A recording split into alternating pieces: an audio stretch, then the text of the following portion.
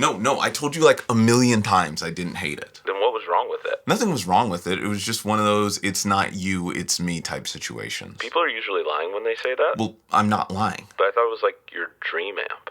Well, so in case you're wondering what's happening here, 2 years ago, I got my dream amp. When in reality, I probably should have gotten one of these, but I'm skipping way too far ahead, so let's rewind for a second. So about 6 months ago, I was doing my research on some Fender amps and came across this one in particular, and it was very different from all of the other ones that I had used before. It was 40 watts, it had a lot of headroom, and it was significantly larger. But I was really drawn to it because I had recently started learning about Fender's line of Tweed amps from the 1950s, specifically the 57 Champ, this tiny 1x8 5-watt amp that I really only started learning about once I started to recreate the tones of this Rolling Stone named Keith Richards. And it was everything that I had never experienced from a Fender amp before. It had this biting mid-range that was so distinct from all of the blackface amps. And it also broke up way quicker than any amp that I had played before. And as I started to play this thing on a more regular basis,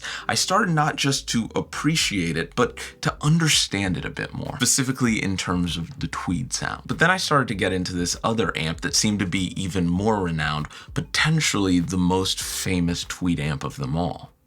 And it was called a Bassman. And I knew that I had seen it before, so I started to do a little bit more digging into just how storied this amp actually was, and it was all of my favorite players. So many of the guys that I really look up to seem to have taken their stab at this thing, so I decided that would probably be the best one to try. Just one thing, once I started really looking it up, there seemed to be an amp that looked very, very similar to this one. These amps seemed to look completely identical. They had what looked to be the exact same Tweed covering, all of the knobs were the same, and they also looked to be nearly interchangeable when it came to the specific dimensions, with one slight noticeable difference. This amp was digital, and the title, it read, Fender Tonemaster Bassman. Now, this wasn't necessarily a new thing for me. I knew that Fender had been releasing their Tonemaster series for years. These line of legendary tube amps that Fender had decided to make complete digital recreations of. I had even gotten really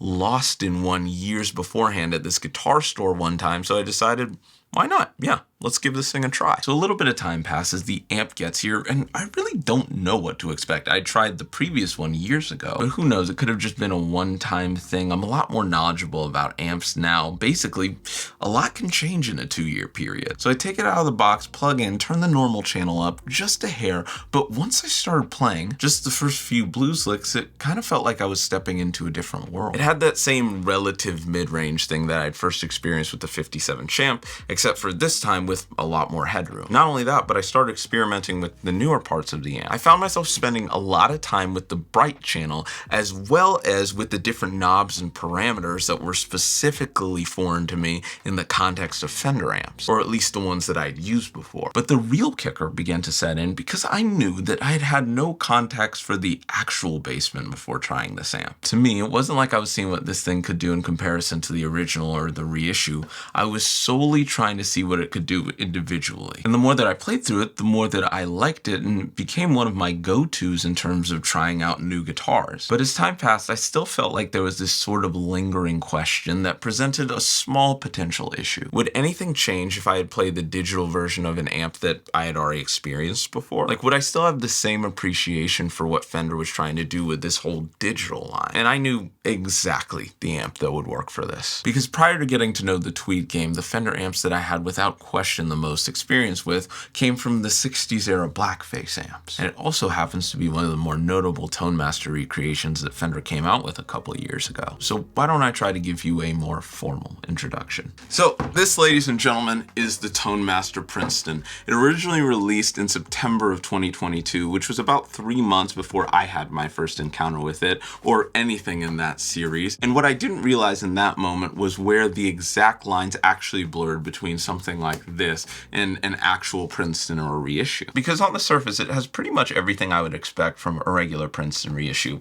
All of the knobs are the same layout, same speaker. That speaker is also a 1x10 while maintaining the same Fender musical instruments under the Princeton logo. Unless it's the specific hand-wired one, but once you get past the knobs and all of this, it's really what's on the back that starts to make a lot of the big differences. Because outside of just not having tubes, a lot of these elements are directly related to how it records and how it reacts in a specific room. Stuff that with the Bassman, like we said before, I wasn't paying attention to as much because I was trying to experience that amp in a completely different way. But the more I play through this thing, the more I realize that those are the specific elements that make me realize that this might have been a better choice than the actual Princeton reissue. But enough talk.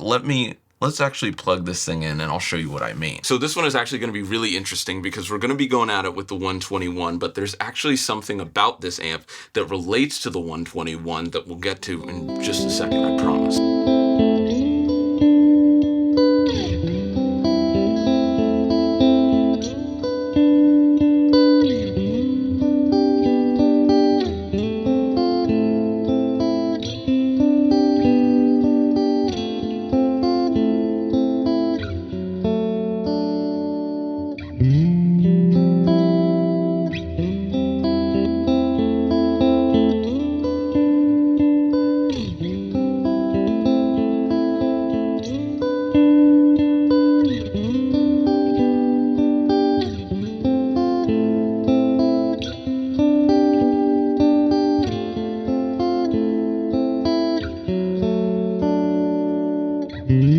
So the first thing that made me realize that this might have been a better option for me than the Princeton was actually the attenuator. Now, this isn't something that's specific to this Tone Master or even to digital amps in general, but the wattage variations really stuck out in just how low they're actually able to get. And I think with a lot of these mid-size Fender amps not having a master output or a master volume, that could have made a huge difference to someone who spent 4 years living in an apartment setting with very thin walls. Especially with something like this that can go all the way down to 0.3 watts, because even when I cranked the volume up to like 10, I was thinking to myself, oh, even for me, that's pretty low.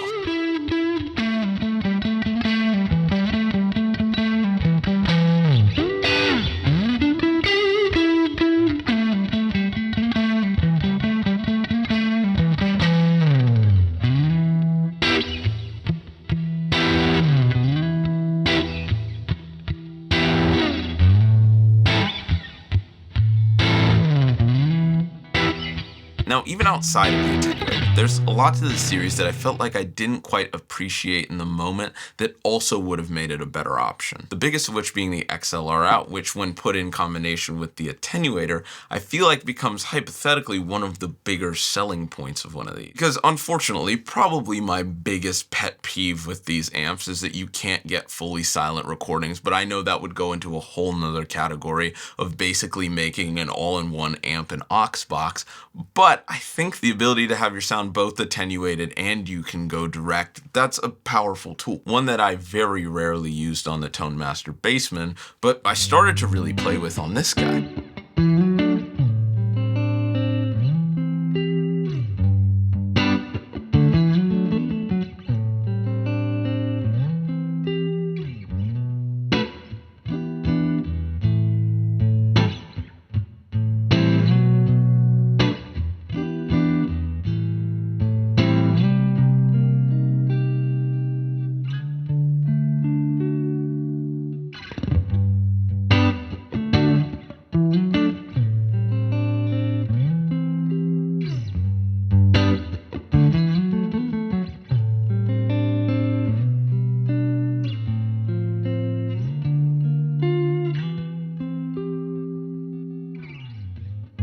And basically the way it works is there were two emulations, the first of which being a 57.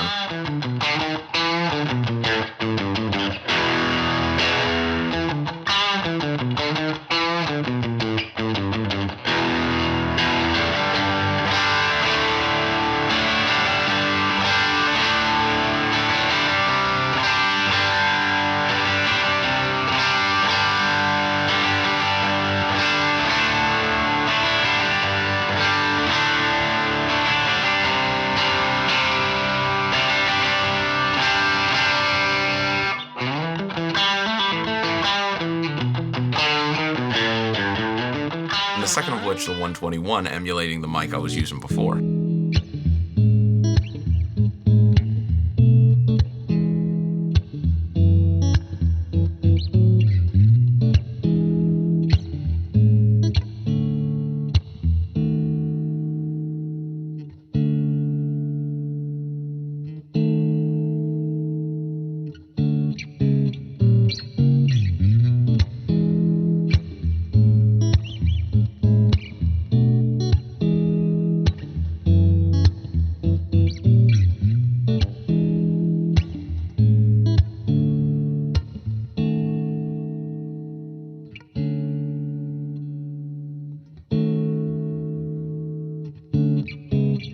So let's not waste any time. Let's just get down to brass tacks. Is the Tone Master Princeton as good as a regular Princeton? Or let me rephrase this. Will Tom Bukovac be bringing his Tone Master Princeton to his next big Nashville session? The answer is no. But here's the important thing. 99.9% of us are not Tom Bukovac. Does that mean that 99.9% of us need to choose the Tone Master over a regular Princeton? No. But I think the thing I really like about the Tone Master series is that it's not really a one-to-one comparison over this one sounds better, so therefore I'm going to choose this one. I like to know that there are amps out there that are built completely and solely based on the intangibles, based on the fact that it weighs a lot less, based on the fact that you have the XLR out and that you have attenuators for people like me 3 years ago who may be dreaming about a Princeton and probably say that in this room right here, a regular Princeton would still be better for me, but I know wholeheartedly that amps like these have a place for a lot of players. But honestly, the more I start to actually get to know these amps, sometimes I'm not even comparing them to the regular Princeton or the regular Bassman, but to some of those amps in the relative or even slightly lower price range that are tube amps but don't have a specific sound like they do, like the Blues Junior or the Blues Deluxe. Like, that's an interesting comparison. But honestly, I don't think it matters what I think. What matters is what you think. So please let me know. Have you played a Tone Master? What do you think of the Princetons in general? Do you think there's a good comparison? Which one would you choose? Let me know in the comments. Anyways, thank you so much for watching this video. Ever since I started really playing with the Tone Master Bassman or regular basses,